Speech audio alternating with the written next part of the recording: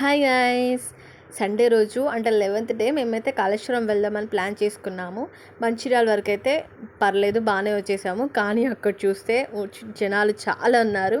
మాకున్న energy down అయిపోయింది. So first హోటల్కి వెళ్ళి బ్రేక్ఫాస్ట్ అయితే చేసేసాము.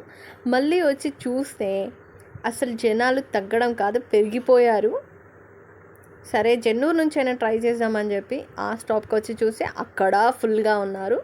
ఫైనల్లీ మేము బస్ అయితే ఎక్కేసాము. లక్కీగా మాకు సీట్ కూడా దొరికింది. అక్కడ చూస్తే అసలైన ట్విస్ట్, 2 hours వరకు మేము ట్రాఫిక్లో ఉండాల్సి వచ్చింది. నియర్లీ 10 kilometers వరకు ఈ ట్రాఫిక్ ఉండే.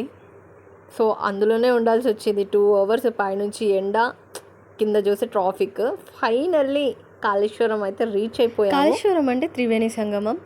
నార్త్లో అయితే ప్రయాగ్ అంటారు, అది మన తెలుగులో అయితే త్రివేణి సంగమం అంటారు. ఎందుకు అనంటే 3 నదులు ఉన్నాయి కాబట్టి. అవి సరస్వతి, ప్రాణహిత, గోదావరి నదులు ఉన్నాయి. కాళేశ్వరం ఒక త్రివేణి సంగమంకి స్పెషాలిటీ మాత్రమే కాదు, ఇంకో స్పెషాలిటీ ఉంది. అదేంటి అంటే యమ శివ 2 లింగాలు ఒకే దగ్గర మనం చూడగలము.